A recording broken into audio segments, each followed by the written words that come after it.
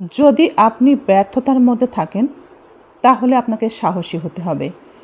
যদি আপনি সফলতার কাছাকাছি পৌঁছে যান তাহলে আপনাকে বিনয়ী হতে হবে। যদি আপনার সফলতা আপনার হাতের মুঠোয় চলে আসে তবে আপনাকে যত্নশীল হতে হবে এবং সবার প্রতি ভালোবাসা থাকতে হবে। কিছু আঘাত আসলে দেখা যায় না, কিন্তু আঘাতগুলো মস্তিষ্কেই বেঁচে থাকে। বন্ধুরা, আপনার পাশের মানুষটির পরিবর্তনের জন্য আপনার মুখের হাসিই যথেষ্ট। এটা একদমই সত্য এবং এটা আমাদের বিশ্বাস করা উচিত মনে প্রাণে। কিছু মানুষকে ভুলতে নেই, কিছু মানুষের ঋণ কখনোই শোধ দিতে নেই। কারণ কিছু মানুষের ঋণ এমন হয় যে ঋণ কখনোই শোধ দেওয়া সম্ভব না। এমন একজন মানুষকে শ্রদ্ধা দেখাতে কখনোই ভুলে যাবেন না। শিক্ষাবিহীন জীবন মেরুদণ্ডহীন। শিক্ষা না থাকলে সোজা হয়ে দাঁড়ানোটা প্রায়ই অসম্ভব হয়।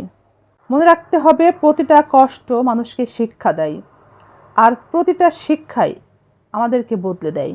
খারাপ সমস্যা সবার জীবনেই আসতে পারে, তাই কারো জীবনে খারাপ সমস্যা আসলে তার সাথে খারাপ ব্যবহার করবেন না। পারলে তাকে সাহায্য করুন, না পারলে তাকে বুঝিয়ে বলুন। কারণ যে কোনো সময়ে খারাপ সময় আপনার জীবনেও আসতে পারে। হিংসা করে পৃথিবীতে কখনোই কোনো কিছু অর্জন করা যায় না। হিংসা থেকে অবজ্ঞা পাওয়া যায় আর নিজে ধ্বংস হওয়া যায়। তাই হিংসাকে পরিহার করুন, যা কিছু ভালোবাসা দিয়েই অর্জন করুন। মন থেকে ভালোবাসুন আর অর্জন নিয়ে ঘরে ফিরুন। এক মানুষের কাছে শান্তি না পেয়ে আপনি আর এক ব্যক্তির কাছে শান্তির আশা করবেন? মানুষ বড়ই বেঈমান। বরং আল্লাহকে বলবেন, আল্লাহ কলিজা ঠান্ডা করে দিবে।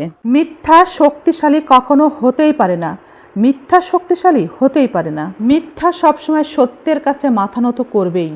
মিথ্যার সাথে তাই কোনোভাবেই আপোষ নয়। মিথ্যা মানুষকে তিলে তিলে ধ্বংস করে দেয়।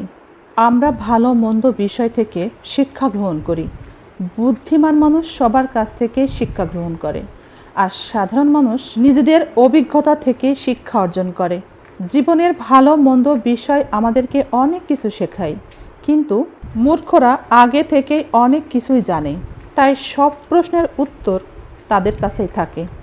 মানিয়ে নেওয়া, মেনে নেওয়ার ক্ষমতা এবং ধৈর্যের পরীক্ষা দিতে পারলেই সফলতা কিন্তু আসবেই।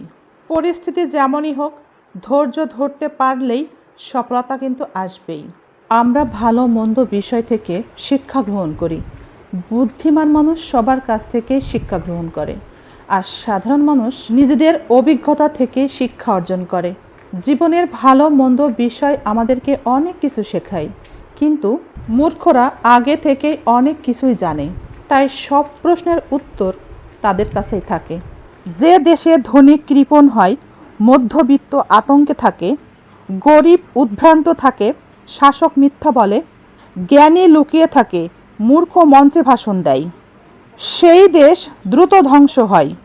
এমন একটি দেশের জন্য কঠোর আইনের শাসন প্রয়োগের প্রয়োজন আছে কিনা দেশটিকে ধ্বংস এবং জাতির অস্তিত্ব এবং মর্যাদা রক্ষায় দেশ চলুক যথাযথ আইন প্রণয়নের মাধ্যমে।